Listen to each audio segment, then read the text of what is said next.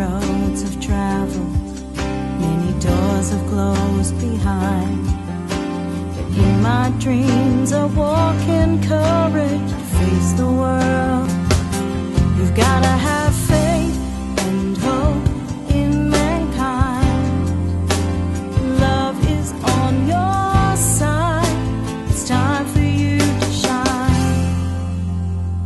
The Aboriginals of this country are one of the world's most ancient living cultures, having occupied Australia for over 50,000 years. I'm Des Monira and this is Danny Backinger.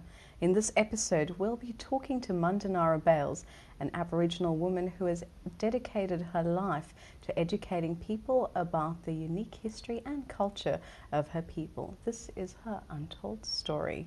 Welcome, Mandinara. Hi. Where did you grow up? I was born and raised in a very small community in Sydney called Redfern, or as most people know, the Block. The Block. And I've been in Queensland for 20 years.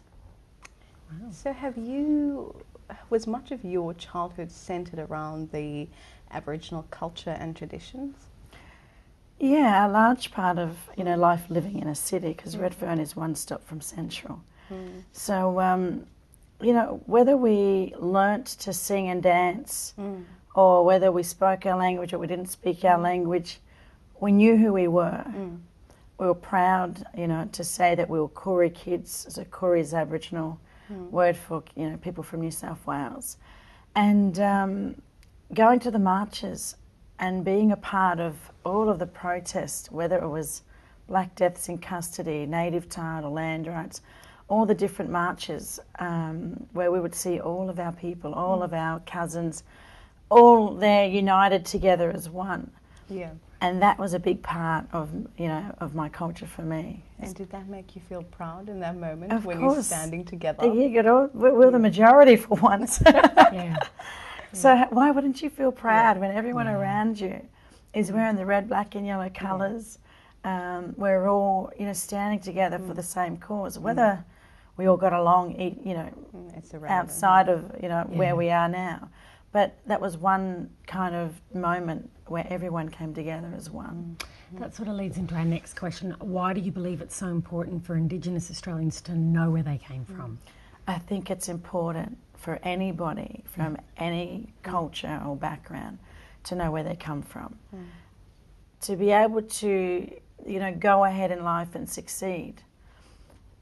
People's identity usually, is missing. And if it's missing, I say to people they need to find themselves. Yep. And everything in life should fall into place. It starts with your identity. It starts with who am I and where am I going in life? Where do I come from? And a lot of people don't realise that that's something, that they might not think it's important. But every Aboriginal person in this country, most of us know that we all come from this country. So we know who we are. We might not have known what language we spoke. Some people might have been taken away or stolen. But we all know who we are as Aboriginal people. And we all feel strong, regardless of doing our dance or singing songs. We all feel strong because we've always stayed in this country. We're never removed here.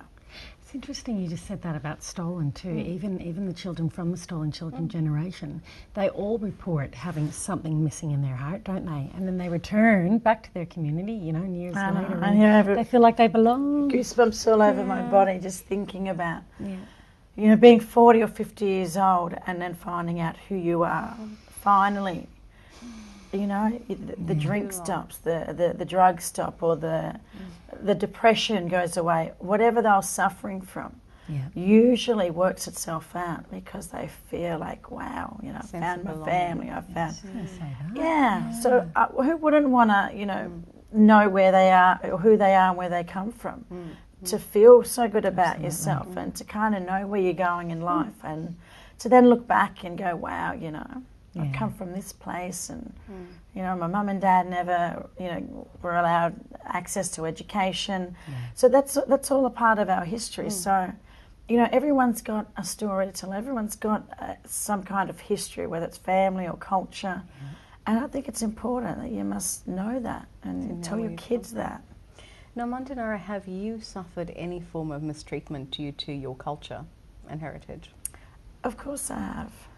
In Anyone which way? with a lighter or darker shade of brown skin, whether they're African or Chinese or Lebanese, we've all suffered mistreatment for having, you know, a different colour skin.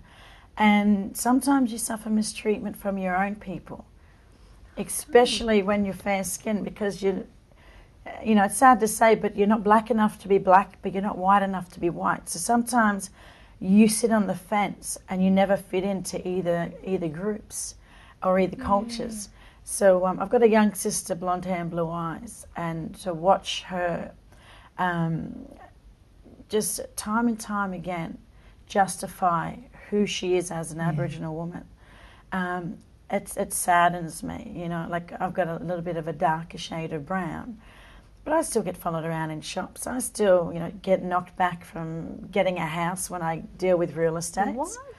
And it happens every single day. And you still get people that question you. Well, you must be only half caste, or you must only be like 1/8 or quarter caste.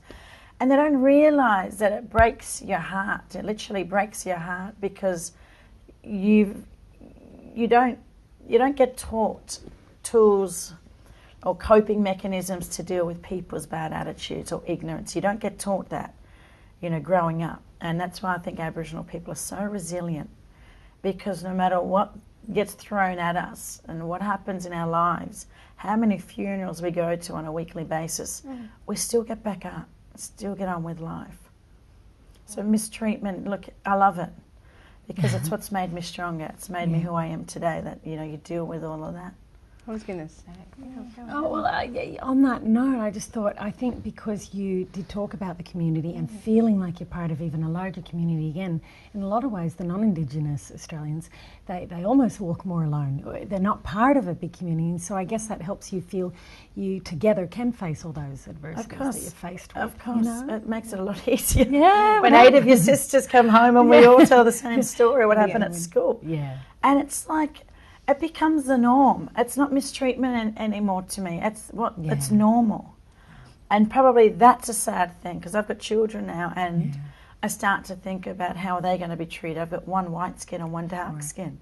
And, you know, the white-skinned boy, he'll be treated a little bit differently from his own people sometimes, and the darker-skinned boy is going to be treated a little bit differently too. So it's sad, but it's like you build these kids up, you know, strong in their identity and strong in who they are, and they'll be able to deal with that. It's going to be interesting to see the difference actually with the boy and the girl and how different it really is. Look, we'll stop there just for a moment because I'd love to explore this further. After the break, we'll continue our conversation with Mandanara and her untold story. Don't go anywhere.